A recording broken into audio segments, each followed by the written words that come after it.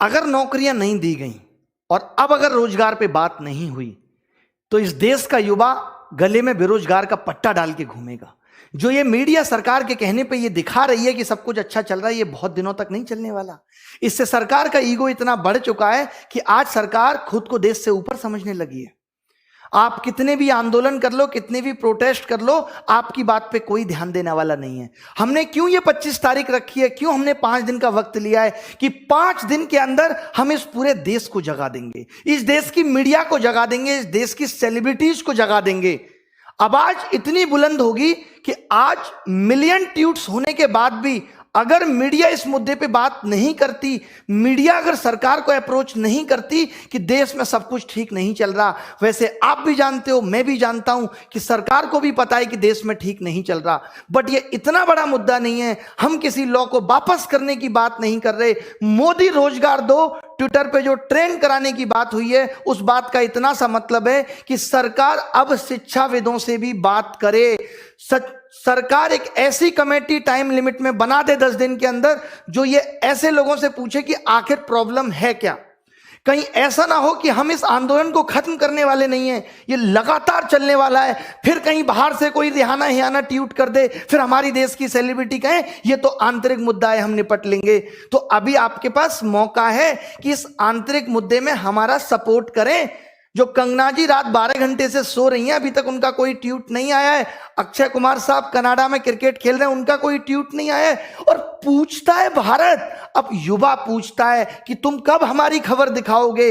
अर्णब पूछता है युवा कि तुम कब हमारी खबर दिखाओगे। अमिताभ बच्चन साहब आप ही बता दो, कोरोना में तो आपने बहुत न्यूज चलाई, बच्चों से 1-1 रुपए इकट्ठा करके इन सेलिब्रिटीज को भिजवा देते हैं, कम से कम इनसे ट्वीट तो करवा लें।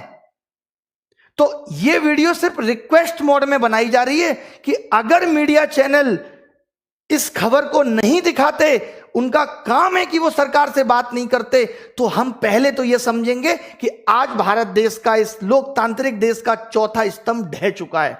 और उसके बाद हमारी क्या ताकत है ये हम मीडिया को भी बता देंगे। हमें आता है बहुत अच्छी तरीके से आपको नीचा दिखाना। अगर आज इस देश की सेलिब्रिटी, आज अगर इस देश का न्यूज चैनल आगे बढ़ा है तो वो हमने बढ़ाया है। आज देश का 2.5 करोड़ युवा अगर परेशान है तो इंटू 5 कर लो, 12.5 करोड़ लोग उससे जुड़े हुए हैं। और उन सब के मोबाइल घर में जब टीवियों में ये चैनल डीएक्टिवेट हो जाएंगे तो उनको समझ में आ जाएगा कि हम क्या चीज हैं। हम नेटफ्लिक्स, हॉटस्टार सबको अनसब्सक्राइब करा देंगे इस युवा और उनकी फैमिली मेंबर्स के मोबाइल से, तब आपको हमारी ताकत के बारे में पता चलेगा। यह तो हमारी प्लानिंग का एक बहुत छोटा सा हिस्सा है। इसके बाद अभी क्या करेंगे आप सोच भी नहीं सकते। तो यह सीधी सीधी इसको आखिरी रिक्वेस्ट समझ लीजिए। सोशल मीडिया पे हूं, धमकी शब्द का इस्तेमाल नहीं कर सकता, रिक्वेस्ट कर रहा हूं, सभी मीडिया चैनल से कर रहा हूं। यशराज मुखौटे, तमाम तरीके के लोग जो बात बात पे गाने बनाते फिरते हैं, चीजों को वायरल करते हैं, मीडिया को ये दिखाने का वक्त मिल जाता है कि पौरी हो रही है, मीडिया को ये दिखाने का वक्त मिल जाता है रसोड़े में कौन तुम्हारा फूफा था है, जिसे देख के डर रहे थे तुम और तुम्हें दिखाना जरूरी हो गया था। 25 फरवरी 11 तारीख को ट्वीट करना है। आज आप लोगों ने दिखा दिया कि हमारी ताकत क्या है। बट ट्वीट में सिर्फ यह है कि मोदी रोजगार दो। इस ट्वीट पे अगर सरकार, आप खुद बताओ, कल से ये ट्वीट चल रहा है, जब तो जरासी देश पे मिनिस्ट्री ऑफ होम अफेयर्स ने एक नोटिफिकेशन निकाल दिया था। अब सरकार एक नोटिफिकेशन निकाल के ये नहीं कह सकती थी कि हम रिफॉर्म्स पे बात करने के लिए तैयार हैं। मैं लीड करूंगा एसएससी को, ये मैं बोल रहा हूं, और बाकी के एग्जाम्स की प्रॉब्लम को भी मैंने ये सोच लिया है। ये स्टूडेंट्स से बात नहीं करनी, स्टूडेंट्स को हम रिप्रेजेंट कर रहे हैं, उसकी समस्या को हम समझते हैं। मैं कभी नहीं कहूंगा स्टूडेंट्स तुम आगे आओ। मैंने ये मुहिम उठाई है, मुझे साथ चाहिए आपका, हाथ जोड़ के। जितने भी बड़े बड़े यूट्यूब चैनल हैं, चाहे वो ध्रुव राठी है, आप सबको एकजुट होना है। चाहे वो Utkarsh classes Jodhpur, Rakesh Yadav reader publication, जितने भी बड़े बड़े लोग, बड़े बड़े टीचर जिनको बच्चों ने प्यार देके यहां तक पहुंचा है, उनका भी फर्ज बनता है कि सबको एकजुट करें। हमारा टारगेट ट्वीट का मोदी रोजगार दो तो है, बट इसके मायने बहुत बड़े हैं। जो हमारी मांगे थी उसको हम एक ट्वीट में नहीं सिमटा सकते थे। हमारा इस बात का मतलब है कि सरकार की नजर में जब ये आए तो सरकार पूछे समस्या क्या है, और फिर हम उनको समस्या बताएं कि इतनी समस्या है और इनको कितने दिन में आप खत्म कर दोगे, सॉल्व कर दोगे इनको। मुद्दा ये है। नहीं तो आज आपने देखा होगा पीएमओ ने अपने लाइक डिसलाइक बटन बंद कर दिए। मतलब अब राजा ये नहीं देखना चाहता कि हमारी वीडियो लाइक हो रही है डिसलाइक। मोदी जी के लास्ट वीडियो पे 2500 डिसलाइक है मात्र। शर्म करो, बस 2500। ऐसे कैसे काम चलेगा? कम से कम मिलियन में डिसलाइक भी करना है, मिलियन में डिसलाइक करना है, कमेंट करना है, वीडियो को रिपोर्ट करना है। सर देखिए, अब अगर ये आंदोलन हम सफलता इसमें नहीं ला सके तो मुझे नहीं लगता हम आगे ला पाएंगे। 5 दिन लिए हर एक इंसान को जगा दो। अगर ये 5 दिन हमने ताकत लगा दी तो हम जीत कर रहेंगे, वरना ये आंदोलन भी मात्र टाइम पास बन के रह जाएगा। मेरी रिक्वेस्ट है, मैं हाथ जोड़ता हूं, पैर पड़ता हूं आप सबके, जितने भी टीचर्स विद्यार्थी की, सबको कहो इस पे वीडियो बनाएं, सबको कहो कि ट्वीट करें। इस आंदोलन ने जैसे आज रेस पकड़ी है, भी 25 को और पकड़वानी है, बट वो सफलता नहीं है। सफलता उसके बाद जब सरकार बात करेगी। ये आंदोलन अभी इस बात पे है कि सरकार को बात करने के लिए विवश करना है कि रोजगार पे बात कब होगी। इस देश के अंदर शिक्षित होने के मायने खत्म हो गए। आप बताइए, बीटेक करके आदमी घूम रहा है, बीटेक के कोई मायने नहीं रहे, एमबीए करके बच्चा घूम रहा है। ये एसएससी या गवर्नमेंट जॉब में आपको मालूम है इतनी भीड़ क्यों आई? क्यों लोग सरकारी नौकरी के पीछे भाग रहे हैं? क्योंकि प्राइवेट में नौकरियां खत्म हो गई। और मोदी जी कहते हैं कि आप अपने मोहल्ले में नौकरी करो। आज जब मैंने ये वीडियो मोदी जी का देखा तो मुझे इतनी हंसी आई, मैं जरूर आपको ये सुनाना चाहूंगा। मेरा दिल है कि मैं ये वीडियो आपको सुनाऊं। आप देखें इस वीडियो को। एक वीडियो मैं आपको सुनाना चाहता हूं। ये हमारे मोदी जी और ये हमारे प्रधानमंत्री की कितनी बेहतरीन सोच है, जिसकी कोई हद नहीं। आवाज सुन लीजिए, ये देखिए। छोटे छोटे कारखाने लगे, हर गांव गली मोहल्ले में रोजगारी का अवसर पैदा हो और नौजवान अपने ही इलाके में रोजगार कमाए, ताकि शाम को अपने माँ बाप के पास जाकर के बैठ सके, माँ बाप के साथ सुख दुख बांट सके, माँ बाप के साथ बैठ करके रूखी सूखी रोटी खा सके। ये हमें करना है भाई। ये बताइए, ये मोदी जी को करना है कि माँ बाप के साथ बैठ के रूखी रोटी खा सके। एक बात बताओ, दिल्ली और गांव में क्या अंतर रह गया? अगर सब अपने घर के आसपास ही रोजगार करेंगे, क्या मायने हैं इस मतलब के? तब तो फिर सीमा पे भी कोई जवान नहीं जाएगा देश की सुरक्षा के लिए। तब मोदी जी अपना झोला लेके गुजरात से दिल्ली क्यों आ गए थे? ये भी माँ बाप की सेवा करते और वहीं रोटी खाते। आपके को मैं 2 ऑप्शन देता हूं कि अपने गांव के आसपास 8000 की नौकरी करके रूखी सोखी खाना पसंद करोगे, या 60,000 की नौकरी के लिए दिल्ली आओगे और 1 महीने में घर जाओगे और माँ बाप के लिए भी अच्छे वस्त्र लेके जाओगे। कौन सा ऑप्शन आप सुनोगे? यार, हमने कैसा प्रधानमंत्री चुन लिया? अजीबोगरीब बात करता है कि अपने मोहल्ले में नौकरी ढूंढो। क्या नौकरी ढूंढूं? मोहल्ले के सारे कुत्तों को पकड़ के और शहर छोड़ के आऊं? ये नौकरी ढूंढूं गांव में? बताइए क्या करूं? अजीब बात कर रहे हैं। प्राइवेट नौकरी खत्म हुई थी तो गवर्नमेंट जॉब में आए थे। बीटेक करके पता चला कोई 8000 की नौकरी देने वाला नहीं है, क्योंकि देश में उतनी कंपनियां नहीं है।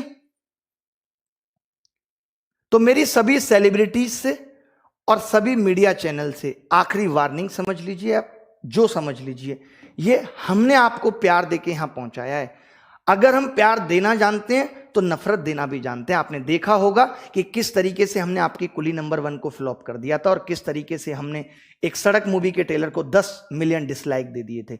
आपको लगेगा कि अरे क्या हो जाएगा इससे, बट आगे आने वाले वक्त में आप देखेंगे कि इसका क्या फर्क पड़ेगा। तो आप जीने देंगे नहीं जब तक आप हमारी सुनोगे नहीं। और गलत मांग है नहीं, इतनी सी मांग है। अगर शिक्षित किया है, काहे को आपने इतने कॉलेज खोल दिए थे? काहे को आप सबको ग्रेजुएट करते चले जा रहे थे? आपके पास और कामों के लिए पैसा था क्या? देश में कोई और काम नहीं हो रहा? आप चुनाव में लाखों करोड़ों रुपए खराब कर रहे हैं। दिल्ली में घुसते ही बोर्ड लगा रहता है, केजरीवाल 26,000 करोड़ का हिसाब दो। हजारों बोर्ड दिल्ली में लगे हुए हैं, इसमें पैसा नहीं लगता सरकार का? अबे केजरीवाल तुम्हारा कितना दूर का रिश्तेदार है, उसके घर जाके पूछ लो कि हिसाब दो 26,000 करोड़ का। इस बात को बोर्ड पे लिख के पूछने की जरूरत है? अजीब नौटंकी है तुम्हारी। दिल्ली के अंदर आप घुसेंगे, जब भी घुसेंगे तो हजारों बोर्ड लगे रहते हैं, केजरीवाल हिसाब दो। केजरीवाल तुम्हें हिसाब देगा कि रात को क्या कर रहा है, ये सब हिसाब तुमसे केजरीवाल मांगेगा। और मांगने है तो फोन पे मांगो, तुम्हारे पास केजरीवाल का नंबर नहीं है। संसद में मांगो, विधानसभा के सत्र में मांगो। इन सब चीजों में एमसीडी में पैसा लगाने के लिए तुम्हारे पास पैसा है, नौकरी देने के लिए पैसा नहीं है। ये मैं दिल्ली सरकार से भी कह रहा हूं, डीएसएसबी की नौकरी 2014-15 की पेंडिंग है। एक समस्या है, हलवा समझ के रखा है। चिताएं जला दें अपनी अपने परिवार की। रोटी देने वाला नहीं है कोई माँ बाप को। हर उस एक युवा की आंखों के आंसू से पूछिए जो आज अपने माँ बाप को बूढ़ा होता हुआ देख रहा है और उनके लिए कुछ नहीं कर पा रहा। आज 25-26 साल का बालक जो 4 साल से तैयारी कर रहा है बाप के पैसे पे, आज जब वो उनको बूढ़ा होता हुआ देख रहा है तो उसकी आंखों में आंसू के सिवाय कुछ नहीं है। क्या उसकी तमन्ना नहीं थी कि वो अपने माँ बाप को कुछ सुख सुविधा दे सके? बताइए मोदी जी, आपसे पूछता है, युवा पूछता है, भारत नहीं पूछ रहा है। अर्णव नहीं हूं मैं, इनकी फैमिलियां नहीं है, इनका परिवार नहीं है। मीडिया से फिर रिक्वेस्ट है, मैंने बहुत सोचा था कि मैं बहुत नॉर्मली वीडियो बनाऊंगा, बट मुद्दा इतना गर्म है कि इस पे नॉर्मल वीडियो नहीं बन सकती। गुस्सा आना लाजमी है क्योंकि कब से देख रहे हैं, हम भी विद्यार्थी थे, हमने भी 2012 में प्री दिया था, मेंस दिया था, एक सिंगल सवाल गलत नहीं था। ये सवाल गलत आना तेरे से ही क्यों स्टार्ट हुए? क्योंकि आपको पैसा कमाने के ऑप्शन चाहिए थे। मुझे ऐसा लगता है कि इन्होंने IIM से बंदे बुला के बिठाए हुए हैं कि कैसे SSC में बिना नौकरी दिए पैसा कमाएं। हम इनसे नौकरी मांगने जा रहे हैं, ये हमसे पैसा कमा रहे हैं। कैसे? फॉर्म भरवाएंगे, एग्जाम नहीं लेंगे सालों साल, फिर दूसरा फॉर्म आ जाएगा, फिर एक और फॉर्म भरवाएंगे, फिर क्वेश्चन गलत देके 100 रुपए वसूलेंगे। अलग तरीके की वसूली चल रही है, बट हार नहीं मानेंगे। मोदी जी, ये देश आपका है तो ये हमारा भी है। हमने भी इस मिट्टी में जन्म लिया है, हम भी इस मिट्टी से प्यार करते हैं, हमारे अंदर भी देशभक्ति है। हम भी आपके उन फैसलों का समर्थन करते हैं जो आपने ठीक किए, बट जहां आप गलत हैं तो बोलेगी प्रजा। देख लीजिए क्या कहा था, चाहे अब्दुल कलाम साहब हो, किसी विद्यार्थी की सबसे महत्वपूर्ण जरूरी विशेषताओं में से एक है प्रश्न पूछना। प्रश्न पूछने में कोई संकोच नहीं है। अगर मैं गलत हूं तो कलाम साहब भी गलत थे और इनको गलत कहने वाला कोई पैदा नहीं हुआ। राष्ट्रीय युवा दिवस, स्वामी विवेकानंद जी ने भी कहा था, उठो जागो और तब तक मत रुको जब तक लक्ष्य की प्राप्ति ना हो जाए। तो रुकने वाले हम भी नहीं हैं। और ये प्रॉब्लम सिर्फ SSC की नहीं है, railway, bank, DSSB, UP police, MP police, हर एक एग्जाम की ये समस्या है कि इतना भ्रष्टाचार है, इतना भ्रष्टाचार है जिसकी कोई सीमा नहीं है। अरे करो, लिमिट में करो, 10%, 15% करो। तुम्हारे भी भतीजे, फूफे, चाचा के लड़के हैं, हम कह रहे हैं उनको भी नौकरी दो, बट बाकी तो कुछ फेयर करो हैं? या बाकी की पोस्टें बेचनी है तुम्हें? Don't take rest after your first victory. तो ये मत सोचिएगा कि आज अगर हमारा ट्वीट इतना ट्रेंड हो गया अब हम शांत हो जाते हैं। ये तो सिर्फ शुरुआत थी, अभी 25 को करना है। करना किस लिए? याद है ना कि मीडिया इस मुद्दे को दिखाए। रवीश कुमार आप जानते होंगे जो हमेशा इन मुद्दों को दिखाते हैं, वो भी नहीं दिखा रहे हैं। एक वो अभिसार शर्मा है, वो भी नहीं दिखा रहे हैं, वो भी बंद हो गए। किसान, बस इन पत्रकारों का काम क्या? मजे लेना। ये जाएंगे किसान आंदोलन में, देखेगा ये कार्टून सा किसान है, इसकी वीडियो ले लो, अच्छी चलेगी। मीडिया सिर्फ एंटरटेनमेंट का पर्पज बन गया, सिर्फ एंटरटेनमेंट, एंटरटेनमेंट। अरे एंटरटेनमेंट तो हमारा हप्पू की उल्टन पलटन से भी हो रहा है। बताओ, एंटरटेनमेंट के लिए तो हम कौन सी शकीरा का डांस भी देख लेंगे। तो रुकना नहीं है। सब मीडिया चैनल को जितना डिसलाइक कर सकते हो उसमें लिखो।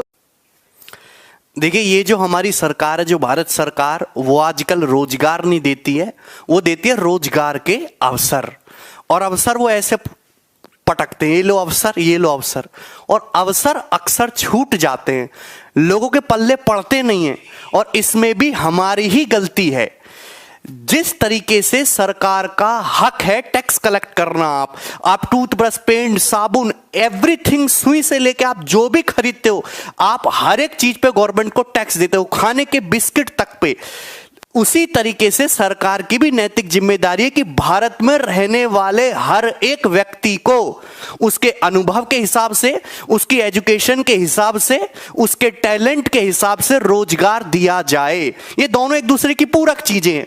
हाँ, देश की जनता तो सरकार का सहयोग भरपूर कर रही है, जरूरत से ज्यादा टैक्स देने को तैयार है, लेकिन सरकार को जितना रोजगार देने चाहिए उसका 10% भी रोजगार युवाओं को नहीं दे पाई है। तो ये क्या है? ये एक युवा विरोधी सरकार की तरह इसको देखा जाना चाहिए। आप बताओ कि कोई भी नेता, कोई भी अधिकारी, कोई भी पॉलिटिशियन अपने दिल पे हाथ रख के ये कह सकता है कि मैंने पिछले 5 सालों में कुल मिलाकर भी 2 करोड़ रोजगार दिए हों? साल में 2 करोड़ रोजगार देने की बात तो बहुत दूर की है कि पिछले 5 साल में कुल मिलाकर भी 2 करोड़ रोजगार इन्होंने दिए हो, कोई भी नहीं कह सकता। कहते कि हमारा इंडिया डिजिटल इंडिया बना, भाई डिजिटल तो विश्व बनना है। अफ्रीका में भी इंटरनेट चलता है, नेपाल में भी इंटरनेट चलता है, भूटान में भी इंटरनेट चलता है। हाथ में एंड्रॉयड फोन आ जाना और सस्ता इंटरनेट आ जाना और फेसबुक पे अकाउंट बन जाने को डिजिटल इंडिया कहते हैं। जिस इंडिया में 1 लाख स्टूडेंट का ऑनलाइन एग्जाम एक दिन में नहीं हो सकता, वो काहे का डिजिटल इंडिया है। बेरोजगारी 45 साल के चरम लेवल पे, कोई बात हुई भाई ये है? बेरोजगारी 45 साल के चरम लेवल पे पहुंच गई। आप 1 लाख स्टूडेंट का एग्जाम एक दिन में नहीं करा सकते एसएससी सीजीएल टायर 2 का। अरे चलो पैसा नहीं है, 3 दिन में भी करा रहे हो, सेंटर आपको वही रखने को कि उनको पैसा दे दिया है, 3 दिन में एग्जाम करा रहे हो, कम से कम पेपर का लेवल तो सेम रख लो। 19-20 का फर्क चलता है, यहां तो 5-50 का फर्क चल रहा है भाई। आप 15-16 का पेपर चलो ठीक है, लगभग एक जैसा, हम कॉम्प्रोमाइज कर लेंगे, पर उनमें भी फर्क है। 18 तारीख का पेपर तो कतई रद्दी है, एमटीएस वाला। हमारे खुद के सैकड़ों लड़के जिनके 200/200 नंबर हैं। अब बताओ उन 18 तारीख के स्टूडेंट के टोटल 600 में से 540 स्कोर लाके उनका लिस्ट में नाम नहीं है। आप बताओ उनका लिस्ट में नाम नहीं हो, कैसे करेगा बच्चा? 15-16 तारीख वाले बच्चे जिनके 120 नंबर हैं, उनके बढ़ बढ़ के और उनका लिस्ट में नाम है। आप बताइए कैसे काम चलेगा? अगर आपसे पेपर नहीं बनाया जा रहा, आपकी टीसीएस पेपर नहीं बनाया जा रहा, आपका एसएससी पेपर नहीं बना सकते, तो हमको बुला लो। हमारे इतने सारे टीचर हैं, एक भी टीचर को बिठा दोगे ना, वो सेम लेवल के सैकड़ों पेपर आपको बना के दे देगा, सेम लेवल के सैकड़ों पेपर। आप मुझको बुलाओ, मैं ऐसे बढ़िया पेपर बना के दूंगा आपको। आप हमारे साथी टीचर्स को बुलाइए, इंग्लिश जीके वाले के, वो इतना बढ़िया पेपर बना के देंगे। आपसे सेम जैसा लेवल नहीं बनाया जा रहा है भाई, कैसे काम होगा? दूसरी बात ये कह रहे हैं कि हम सीईटी लाएंगे, कॉमन एलिजिबिलिटी टेस्ट, रेलवे के, बैंकिंग के, एसएससी के, सारे स्टूडेंट को एक साथ इकट्ठा कर लेंगे। तुम एक बात बताओ, तुमसे अलग अलग तो एग्जाम सही से हो नहीं रहा। तुम्हारी इतनी क्षमता है क्या? वाकई में तुम्हारे अंदर इतनी ताकत है कि तुम सारे एग्जामों को एक साथ करवा पाओ? अपने दिल पे हाथ रख के एक बार कोई भी कह सकता है कि मैं एक साथ पेपर करा दूंगा। तुमसे अलग अलग तो एग्जाम हो नहीं रहा और तुम कह रहे हो कि हम भैया उनको एक साथ कराएंगे, सबका पेपर एक साथ करा देंगे। भाई तुम्हारे बस की नहीं है कुछ भी। आप बहुत अच्छे आदमी हो, आप बहुत अच्छा काम कर रहे हो देश में, बट एक बात माननी पड़ेगी, केवल एक बात मैं क्रिटिसाइज करूंगा कि आप युवाओं को रोजगार देने में पूरी तरीके से फ्लॉप रहे हो। कुली नंबर 1 फिल्म से भी ज्यादा फ्लॉप रहे हो आप युवाओं को रोजगार देने में। बाकी आपने कितने भी बढ़िया काम करे हो। अब देखिए इसके 2 सॉल्यूशन है। या तो स्टूडेंट ये समझ ले कि हमें तो रोजगार चाहिए ही नहीं, हम भूखे मर लेंगे, जैसे वो लोग शादी ब्याह नहीं कर रहे हम भी नहीं करेंगे और देश बाकी अच्छा आगे बढ़ता रहेगा। लेकिन ये भी नहीं छोड़ सकते क्योंकि बेरोजगारों की संख्या इतनी ज्यादा है, 20 करोड़ की तादाद में बेरोजगार है। भाई जिसका बिजनेस ठप हो गया है तो वो भी एक टाइप से बेरोजगार भी। अगर मैं केवल छात्रों की बात कर लूं, जो लोग ग्रेजुएट कर चुके, उन्होंने ग्रेजुएशन कर ली, तो किसी ना किसी टाइप का रोजगार तो वो भी डिजर्व करते हैं। सरकारी ना चाहिए, प्राइवेट दो। मैं थोड़ी ना कह रहा हूं कि सरकारी रोजगार दो, आप फैक्ट्री लगाओ, कंपनी लगाओ, प्राइवेट रोजगार दो, कुछ भी उनकी क्वालिफिकेशन के हिसाब से एक अच्छा वेतन, उनकी क्वालिफिकेशन के हिसाब से उनको रोजगार मिलना चाहिए। हमारा देश जो है वो एक विकासशील देश है, ठीक है भाई। यहां पे जो हमारे जो प्राइम मिनिस्टर, जो प्रधानमंत्री, उनका काम क्या है? वो हमारे देश में पीएम का एक ही मतलब है, policy maker, best policy maker और उसको इंप्लीमेंट करने वाला। लेकिन यहां पे हो चुका है बिल्कुल उलट। जो आदमी हमारे देश की बेरोजगारी दूर करे, गरीबी दूर करे, भुखमरी दूर करे, यहां की अर्थव्यवस्था को अच्छा करे, पर कैपिटा इनकम बढ़ाए, वो आदमी ही एक अच्छा लीडर और एक अच्छा पॉलिटिशियन है। सारे काम अच्छे हो रहे हैं, पर जो मेन मुद्दे थे, भुखमरी, बेरोजगारी और आपकी पर कैपिटा इनकम बढ़नी चाहिए, देश की अर्थव्यवस्था आगे बढ़नी चाहिए, ये सारे मुद्दे पूरी तरीके से फ्लॉप रहे। सारे मुद्दे पूरी तरीके से फ्लॉप हैं। ठीक है भाई। अगर मैं अपने हम इतनी दूर तक जाते ही नहीं। दूसरी बात, लोग कहते हैं कि सर आप इनको क्रिटिसाइज कर रहे हो, आप ये हो, कांग्रेसी हो, ये हो, वो। देखिए किसी का विरोध करना जरूरी नहीं है कि दूसरे का समर्थन हो। मेरे हिसाब से तो दोनों ही एक जैसे हैं भाई। दोनों ही एक जैसे।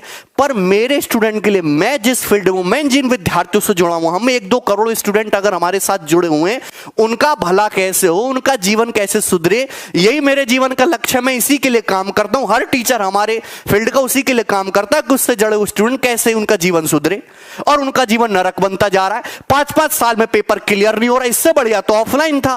ऑफलाइन में वहां अलग टाइप की धांधलेबाजी होती थी, तो ऑनलाइन आया। ऑनलाइन में नॉर्मलाइजेशन, और नॉर्मलाइजेशन की बात सुनो, नॉर्मलाइजेशन में नंबर तो ऐसे घट बढ़ रहे हैं जैसे बूंदी के लड्डू में बूंदी इधर उधर हो जाती है, ऐसे नंबर घट बढ़ रहे हैं नॉर्मलाइजेशन से। हमने तो सोचा था फायदा होगा, पर ये नॉर्मलाइजेशन तो उससे भी बड़ा वो निकला। दूसरी बात, नंबर नहीं दे रहे, ये नंबर जानबूझ के नहीं दे रहे टीयर 2 के। पहले टीयर 3 का रिजल्ट देंगे, फिर टीयर 2 का नंबर देंगे, क्योंकि इनको टाइम मिल जाएगा, बच्चे थोड़े से ठंडे हो जाएंगे।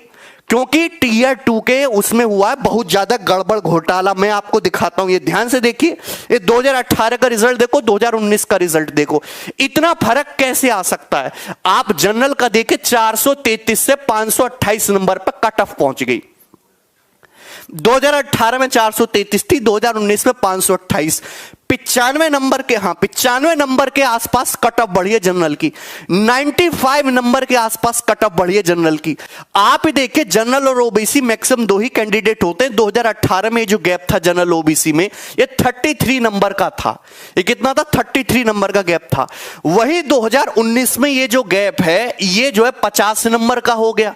देखिए, आरक्षण एक बहुत जरूरी है। जो तबका गरीब है, पिछड़ा, उसको आरक्षण जरूर मिलना चाहिए। मैं खुद एक जनरल कैटेगरी से हूं, लेकिन मैं उसका सपोर्ट करता हूं। लेकिन इतना भी नहीं कि एक जनरल स्टूडेंट के विद्यार्थी को गुस्सा आने लगे, उसे अपना जनरल होने का अभिशाप लगने लगे। आपके जमाने में 50 नंबर का गैप कैसे जायज है? कौन इसको जस्टिफाई कर सकता है? आप बताओ, कोई भी जस्टिफाई कर सकता है कि एक जनरल ओबीसी के स्टूडेंट में 50-50 नंबर का गैप आ रहा है, वो भी केवल टीयर 2 तक। अभी तो गैप टीयर 3 के बाद और बढ़ेगा, फाइनल सिलेक्शन में और बढ़ेगा। बताइए। और हम कुछ कहें तो हम आंदोलन जी भी हैं, है भाई। ये बेवजह के भड़का रहे हैं, देश आगे जा रहा है, तरक्की कर रहा, देश खतरे में, निकाल दिया हमने, ये कर दिया और वो कर दिया। अरे सही लॉजिकल बातें करो यार, हैं? अगर आप सही से रोजगार दोगे, हमारे लोग आगे बढ़ेंगे, तो क्यों करेंगे? इनके पास खाली टाइम थोड़ना है, दिन भर ये फेसबुक उस पर लगे रहते हैं हमारे स्टूडेंट। क्यों? क्योंकि इनके पास काम नहीं है करने को। अब सब आईटी सेल में थोड़ ना जा सकते हैं। आप खुद देखो कैसे कैसे कितने कितने नंबर बढ़ रहे हैं। 95 नंबर, 78 नंबर का गैप आ गए एक साल में कट ऑफ में। स्टूडेंट वही रहा, सिलेबस वही रहा, है भाई। एक शिफ्ट 2019 में 18 नवंबर की एक शिफ्ट आसान आते ही भैया 200 नंबर वाले पीछे रह गए। और 15 जिनका 15 तारीख को पेपर था, उनके 120-130 लाख के लिस्ट में नाम है, और 18 नवंबर वालों का 190 लाख के नाम नहीं है भाई। दूसरी बात कि ये जो है, अब हमको करना पड़ेगा ट्विटर पे इसके खिलाफ जो है कैंपेन करना पड़ेगा। और कैंपेन केवल एक बार करने से फायदा नहीं होगा। जिस दिन पेपर होने वाला हो, रिजल्ट आने वाला हो, जिस दिन आपके शिफ्ट शुरू होए, नोटिफिकेशन आए, हर एक दिन ट्विटर कैंपेन होना चाहिए। और उनको टाइम टाइम पे याद दिलाते रहना चाहिए कि भैया अपनी व्यवस्था ठीक कर लो, अपनी व्यवस्था ठीक कर लो, है भाई। तो ये 25 फरवरी को 11 बजे सारे स्टूडेंट ट्वीट करेंगे, मोदी जी रोजगार दो। जिस तरीके से आप टैक्स लेते हो, इंडिया का सपोर्ट मांगते हो, आप आते हो रात को 8 बजे कि मुझे आप लोगों की जरूरत है, वैसे कभी एक बार इन बेरोजगारों से भी पूछ लो कि इन्हें किस चीज की जरूरत है? उम्र निकलती जा रही, इनकी नौकरी नहीं, 10 पैसा इन्होंने नहीं कमाया आज तक, घर वाले इनको गाली देते हैं, बताइए। और इससे पहले जो इंपॉर्टेंट बात है कि ये सीजीएल 19 के मार्क्स तक देने को तैयार नहीं है, 2018 का फाइनल रिजल्ट देने को तैयार नहीं है। 18, 19, 20 3 साल चलेंगे, अब तक फाइनल रिजल्ट नहीं है, पता नहीं कब जाके ज्वाइनिंग देंगे। उससे पहले 23 फरवरी को 11 बजे #CGL 19 मार्क्स, सीजीएल 19 के मार्क्स जो हैं वो आए। इसके लिए आप लोगों को ट्विटर कैंपेन करना, क्योंकि हमारे पास जो है इसके अलावा और कोई रास्ता है नहीं। और ये लोग सुनते भी इसलिए नहीं है क्योंकि उन्होंने कभी इस टाइप का माहौल देखा नहीं।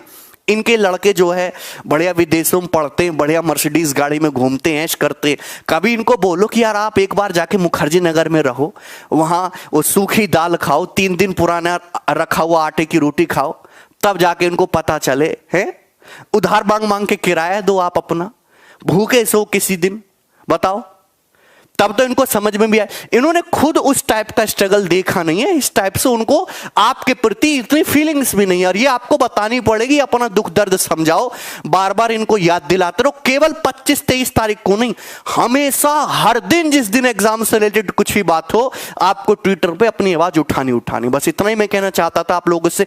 धन्यवाद। सब लोग एक साथ रहें, जुड़ कर रहें, अपने टीचर्स को भी सपोर्ट करें। ओके, टीचर सब धर ले जाएंगे एक दिन, मजाक नहीं कर रहा, सारे टीचर धर ले जाएंगे एक दिन कि तुम बड़ा बोल रहे हो, उठा लेंगे तुम्हें, इन सज्जन को बहुत तकलीफ हो रही है सरकार से, हैं? और तब उस दिन हमें तुम लोगों की जरूरत पड़ेगी, और आप भाग गए तो फिर भैया सरकार जीत जाएगी। कुछ नहीं होने वाला, रहते ना जिंदगी भर बेरोजगार। I am 60 year old, I am बेरोजगार, जय मोदी करना। ठीक है, चलिए बाय। ठीक है, हाँ, ट्विटर पे आप लोग फॉलो करिए हमको, डिस्क्रिप्शन में लिंक है, मैं ट्वीट करूंगा, आप उसको रीट्वीट करते रहना बार बार।